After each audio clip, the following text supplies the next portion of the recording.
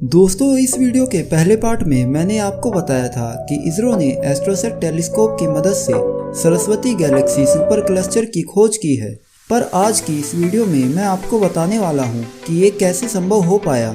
Indian space research organisation, जिसे हम इसरो के नाम से भी जानते हैं, जिसकी स्थापना 1969 में हुई थी और इसका हेडक्वार्टर बेंगलुरु में मौजूद है। इसरो का मिशन है देश की तरक्की और सुरक्षा को बेहतर करना और साथ साथ पृथ्वी को मनुष्य जीवन के लिए और भी बेहतर बनाना, और जिसके लिए इसरो सालों से हमारे सोलर सिस्टम और ब्रह्मांड का अध्ययन कर रही है।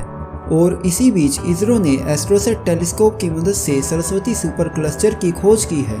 तो आज हम बात करेंगे कि कैसे इसरो के एस्ट्रोसैट टेलीस्कोप ने सिर्फ एक साल के भीतर इस मैसिव सुपर क्लस्टर की खोज की है, जिसे नासा का हबल टेलीस्कोप इतने सालों से खोज ही नहीं पाया था।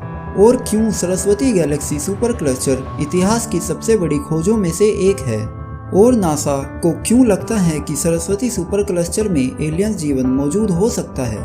नंबर 1, कैसे एस्ट्रोसैट टेलीस्कोप ने सरस्वती सुपर क्लस्टर की खोज की। 28 सितंबर 2015 में PSLV XL नाम के रॉकेट से एस्ट्रोसैट टेलीस्कोप को लॉन्च किया गया, जो भारत का पहला multi wavelength detector space telescope था, जो पृथ्वी से लगभग 6500 किलोमीटर के ऑर्बिट हाइट पर मौजूद चक्कर काट रहा है। इसका वजन 1513 किलोग्राम है। इसे बनाने में लगभग 180 करोड़ इंडियन रुपीस का खर्च आया था, जो इसे अब तक का सबसे सस्ता स्पेस टेलीस्कोप बनाता है। इसमें प्रयोग की गई टेक्नोलॉजी और UV व एक्सरे डिटेक्टर के कारण यह ब्रह्मांड में अरबों लाइट ईयर्स दूर से आने वाली इलेक्ट्रोमैग्नेटिक और अल्ट्रावायलेट व हाई एनर्जी एक्सरेज को भी पता लगा लेता है, जो नासा का हबल टेलीस्कोप नहीं कर सकता। और भौतिक शास्त्रियों का कहना है कि यही कारण है कि एस्ट्रोसैट टेलीस्कोप हबल टेलीस्कोप से बेहतर है, जिसके कारण इसने सिर्फ एक साल में इस छोटे से नए ब्रह्मांड की खोज कर ली है, जिस पर पूरी दुनिया हैरान है। नंबर 2, क्यों सरस्वती गैलेक्सी सुपर क्लस्टर की खोज इतिहास की सबसे बड़ी खोजों में से एक है, और क्यों नासा व इसरो को लगता है कि इसमें एलियन जीवन मौजूद है। दोस्तों, क्लस्टर दसियों हजार आकाशगंगाओं से मिलकर बना होता है, जो स्ट्रॉन्ग गुरुत्वाकर्षण के कारण आपस में जुड़ी होती हैं, और कई सारे क्लस्टर से मिलने पर एक सुपर क्लस्टर तैयार होता है।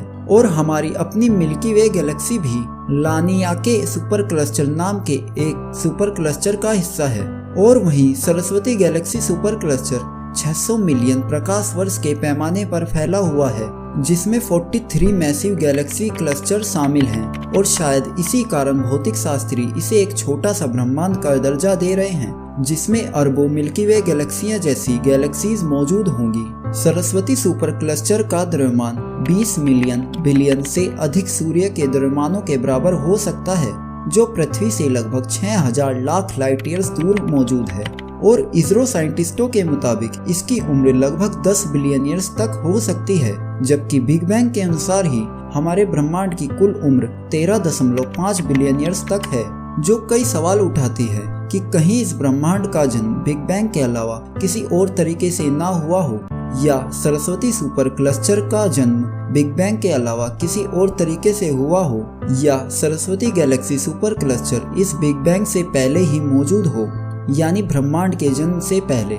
यह सुनने में थोड़ा अजीब है, पर ऐसे सवाल उठते ही हैं, और इतना पुराना होने के कारण इसकी संभावना बहुत ज्यादा हो जाती है कि इसके अरबों गैलेक्सियों में से किसी एक पर एलियन जीवन मौजूद हो सकता है, और शायद वे एलियंस हमारी टेक्नोलॉजी से व साइंस से अरबों साल आगे हों, और शायद उन्हीं ने पृथ्वी पर मनुष्य जीवन को उत्पन्न किया हो, और वो हमारे सभी कार्यों में अपनी टेक्नोलॉजी के कारण नजर रखते हों। ये सिर्फ संभावनाएं हैं, पर जीवन संभावनाओं का ही तो खेल है। तो दोस्तों, आशा करता हूँ कि आपको इस वीडियो से कुछ न कुछ ज्ञान की बातें सीखने को अवश्य मिली होंगी। तो दोस्तों, इस वीडियो का एम रखते हैं 1000 लाइक्स का।